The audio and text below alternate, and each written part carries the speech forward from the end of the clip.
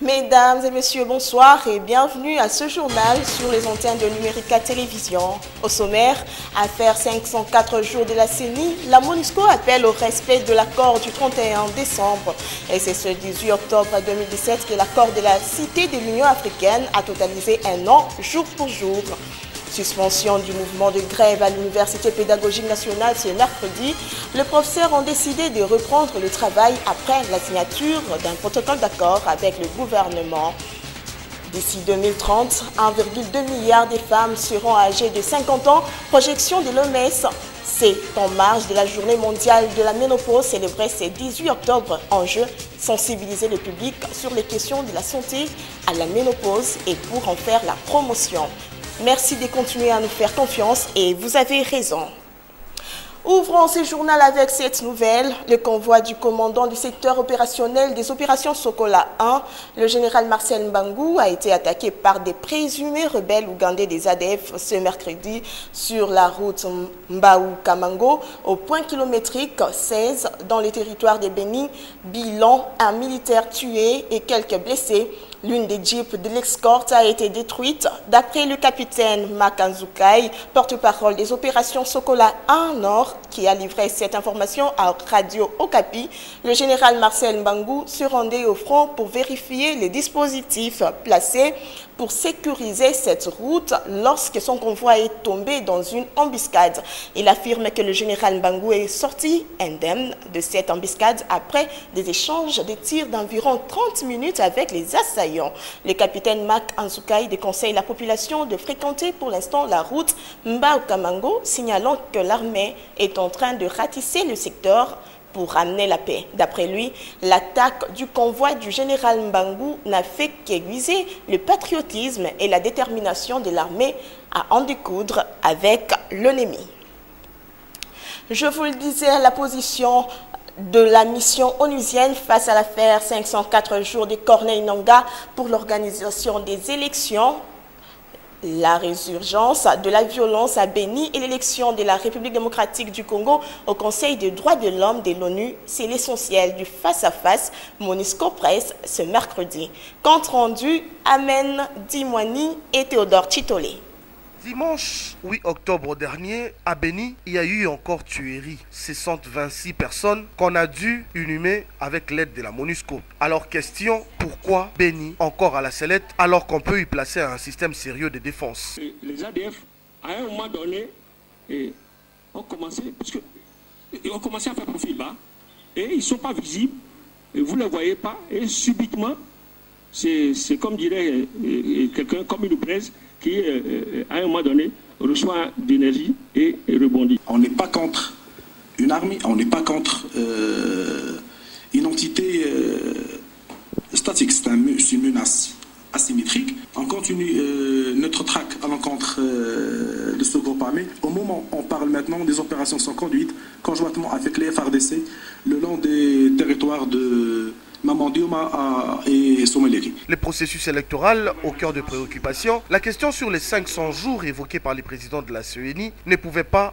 être posée au cours de ces face-à-face. Le représentant spécial du secrétaire général des Nations Unies, Maman Sidikou, a déclaré mercredi dernier devant le Conseil de sécurité qu'à l'heure actuelle, la publication d'un calendrier électoral réaliste, l'établissement d'un budget pour la tenue des élections, la mise en œuvre des mesures de décrispation et la garantie du respect des droits et libertés fondamentales étaient les principales conditions à remplir pour faire avancer le processus politique. Annonce a été faite à cette occasion d'un partenariat MONUSCO-Institut français en vue de désormais permettre aux agents ne parlant pas français d'apprendre la maîtrise de la langue afin d'en faire un outil dans l'accomplissement des tâches dévolues à la mission.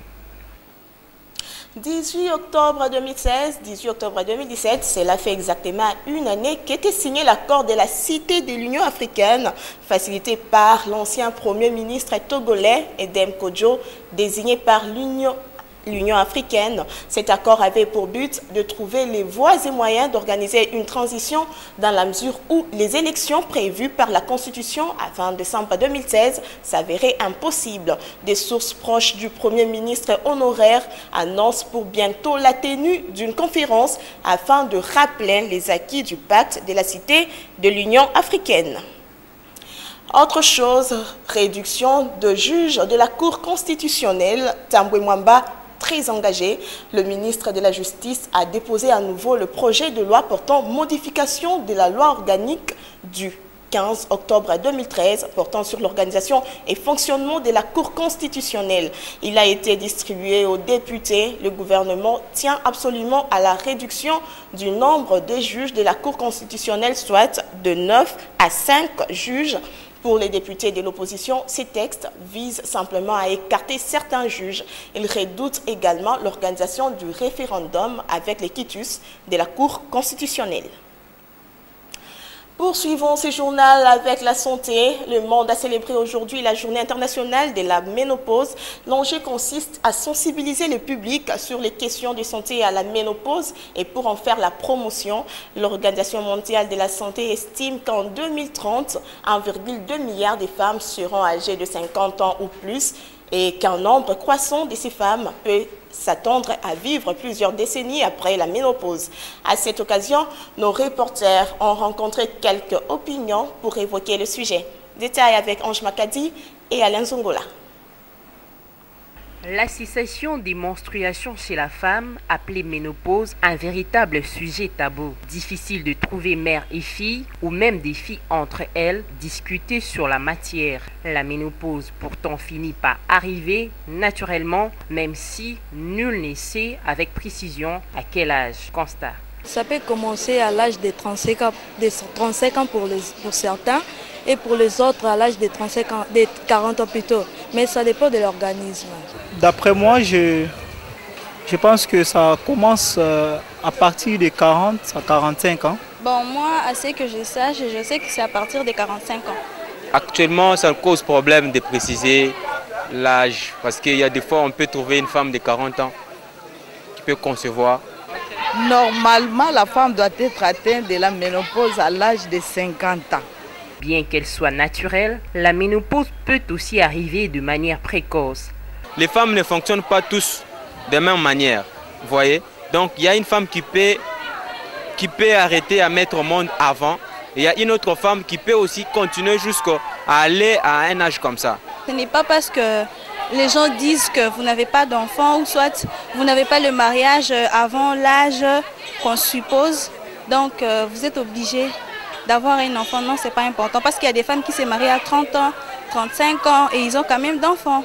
Là où certains ont de la peine à se mettre d'accord, d'autres interpellent. Selon moi, j'ai toujours conseillé aux jeunes femmes, aux jeunes filles d'être épousées à l'âge de 25 ans. 25 ans déjà, on peut avoir un mari, on peut avoir des enfants jusqu'à l'âge de 30 à 35 ans, puisqu'on ne sait jamais. Le défi que lance la Journée mondiale de la ménopause appelle toutes les nations à donner à la santé sexuelle après la ménopause une place primordiale. Et bon nombre de femmes sont en proie à ces difficultés, mais la ménopause est un phénomène naturel du vieillissement pour toutes les femmes. Quels sont alors ces symptômes? Explication du docteur Thérèse Kyungu dans ce reportage des GFT Kitita Tsoleni et Théodore Chitole.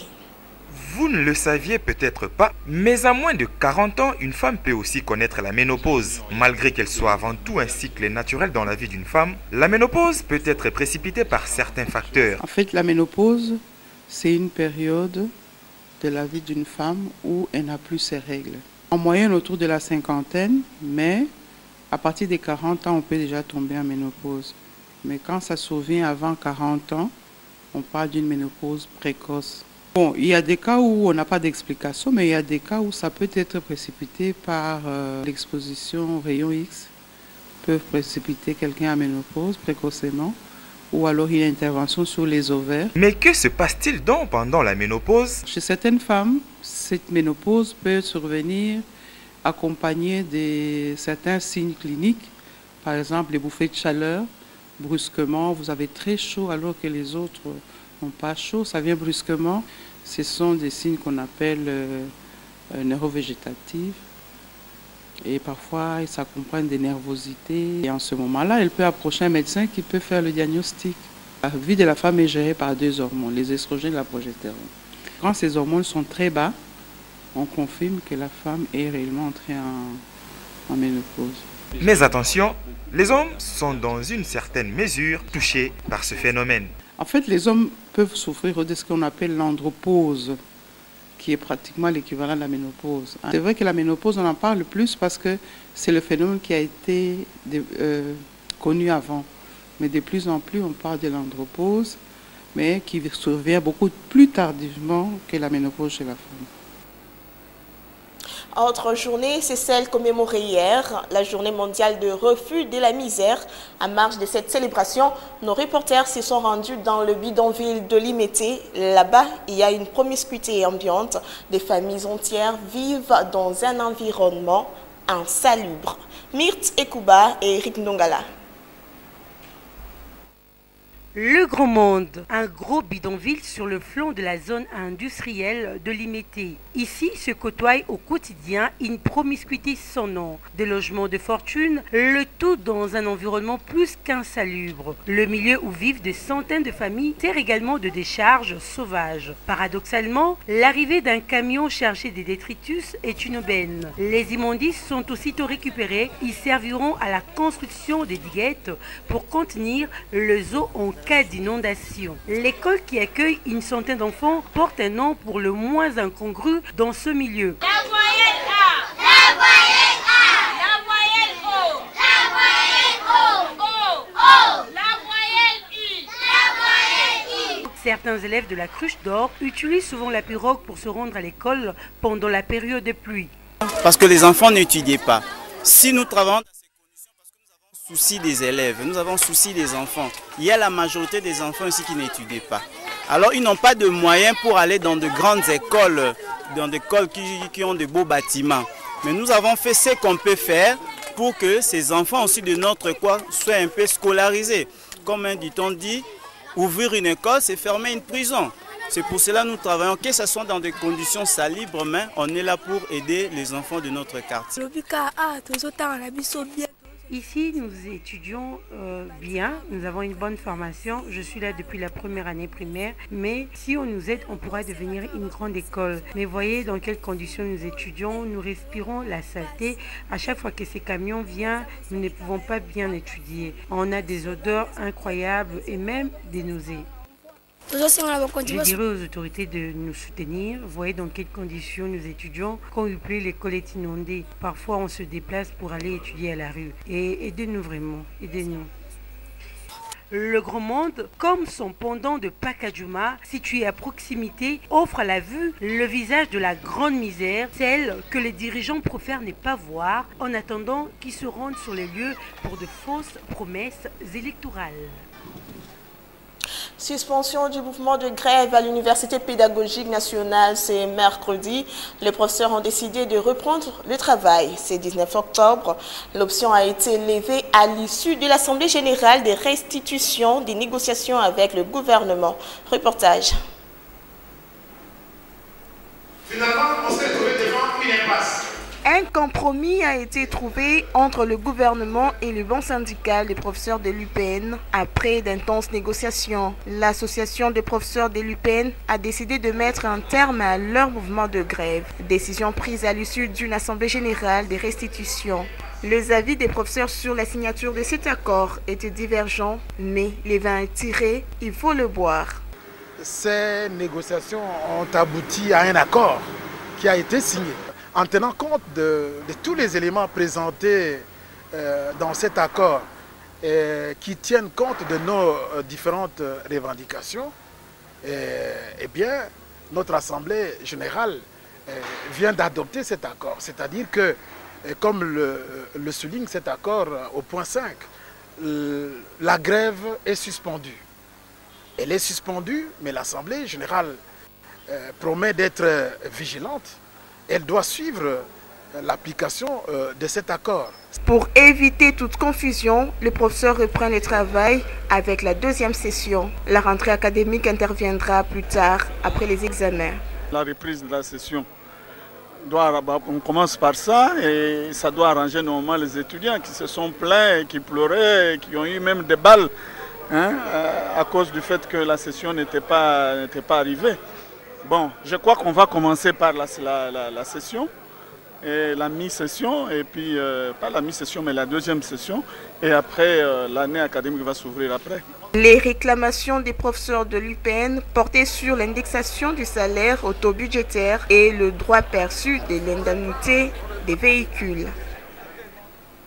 De l'UPN à l'UNIKIN, où un groupe d'étudiants a manifesté ce matin, la police est intervenue au niveau de l'intendance et le calme a été rétabli peu à peu. Selon les sources, tout serait parti d'une rumeur faisant état d'un étudiant tué au Homme 30. À cela s'ajoute un manque d'électricité dans ce site, mais l'on signale que depuis hier, le courant électrique a été rétabli. On reste un instant à l'université de Kinshasa où la rentrée académique 2017-2018 a eu également lieu en début de semaine. Quelques stratégies ont été arrêtées pour le bon fonctionnement de l'UNIKIN. Emmanuel Tang. L'université de Kinshasa, comme toutes les institutions d'enseignement supérieur et universitaire, a ouvert ses portes ce lundi 16 octobre. Cette journée marque le début des enseignements pour l'année académique 2017-2018. Selon le professeur Daniel Ngomayanzouzi, recteur de cette alma mater, quelques faits majeurs tels que l'incursion sporadique des Koulouna dans les auditoires, des manifestations peu violentes des étudiants infiltrés par des Koulouna et la grève des corps académiques ont eu un impact sur l'organisation de la seconde session d'examen. Pour l'année académique qui commence, quelques stratégies d'action sont prises par les comités de gestion pour bien conduire l'université.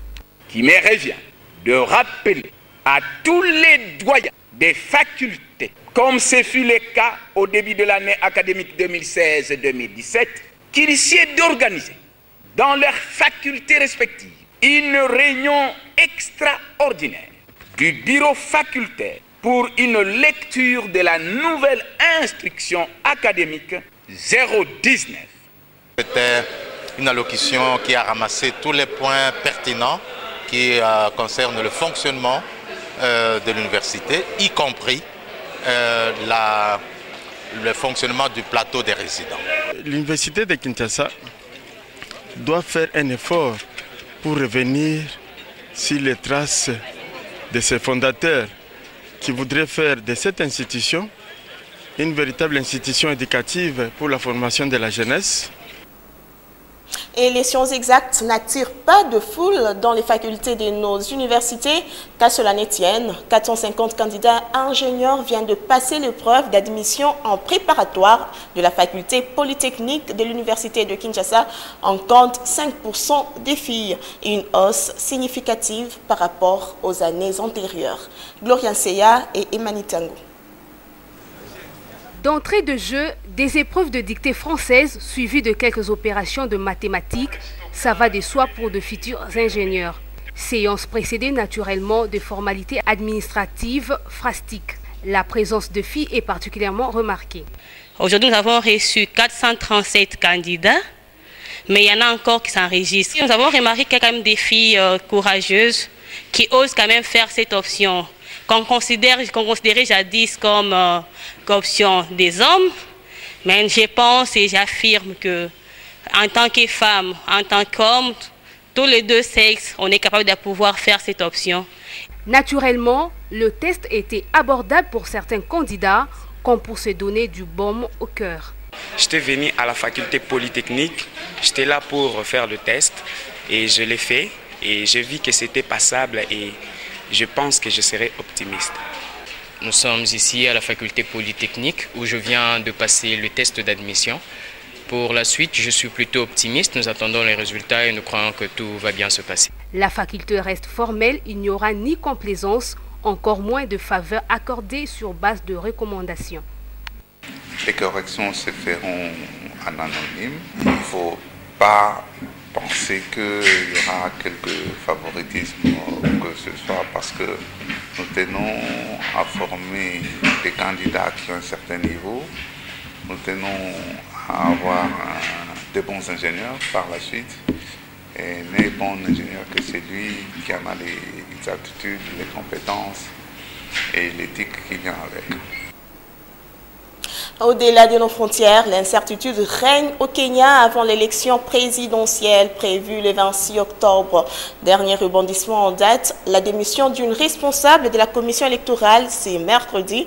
Selon elle, la commission dans son état actuel ne peut certainement pas garantir une élection crédible.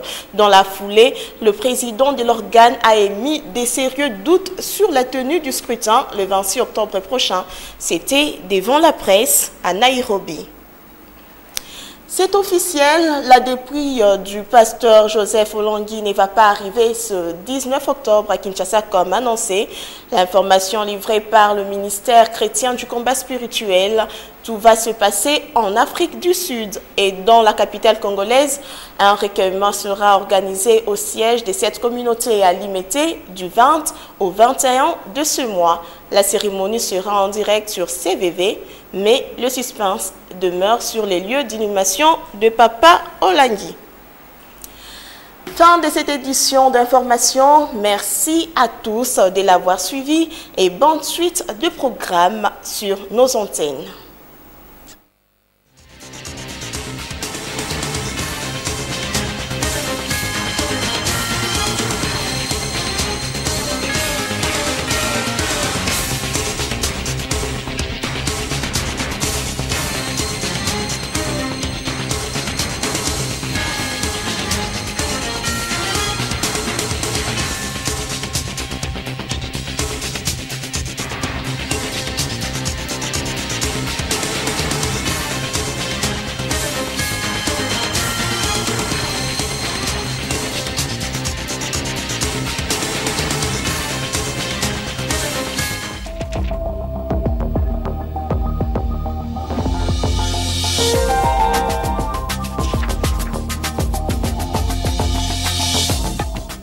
« 24 heures après cette affaire qui a fait grand bruit, Jean-Marc Kabound à Kabound peut compter sur le soutien de Félix Tshisekedi.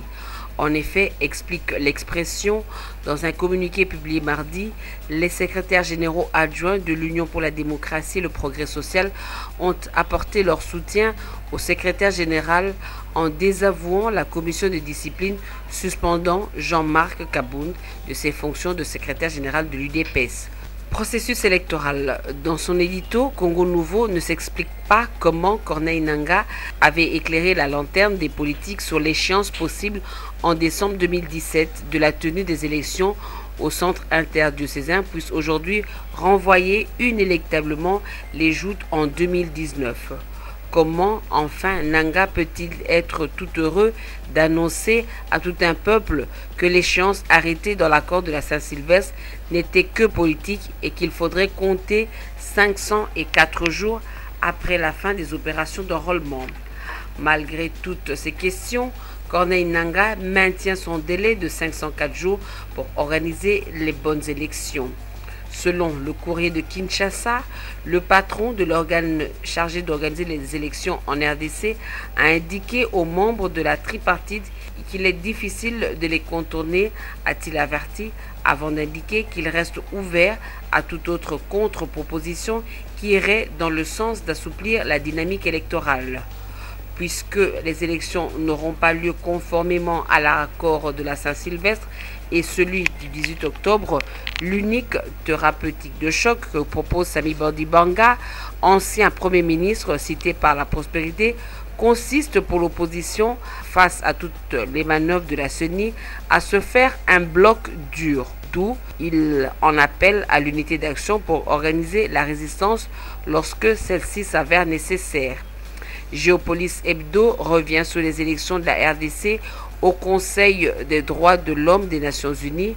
Pour le journal, en acceptant d'être membre de cette structure, la RDC, au travers ses autorités, accepte de porter devant l'humanité sa volonté de promouvoir les principes contenus dans la Déclaration des droits de l'homme. Et Félix Tshisekedi a choisi ce moment où la RDC vient d'être élue au Conseil des droits de l'homme pour se rendre à Lubumbashi. Avec l'annonce du voyage du président du Rassemblement, Congo Nouveau veut savoir comment vont réagir les autorités de Kinshasa. Est-ce qu'elles vont laisser Tshisekedi fils effectuer librement ce déplacement? Réponse dans les prochaines heures. En sport, les amoureux du ballon doivent patienter encore un moment avant la reprise du championnat de la Ligue nationale de football. Ce championnat, selon un comité de la Ligue nationale de football transmis à Forum des As, est renvoyé à une date ultérieure. Le secrétariat général de la commission de la gestion de la LINAFoot invite à cet effet les clubs engagés à se mettre en règle avec l'administration. Enfin, la famille décide d'enterrer Papa Olangi en Afrique du Sud. C'est ce qu'a déclaré sa famille biologique suite au refus, selon la tempête des tropiques, du gouvernement de Kinshasa par l'entremise de l'hôtel de ville de Kinshasa d'enterrer celui que les fidèles de la CFMC appelaient affectueusement Papa Olangi à la 17e rue dans la municipalité de Limete.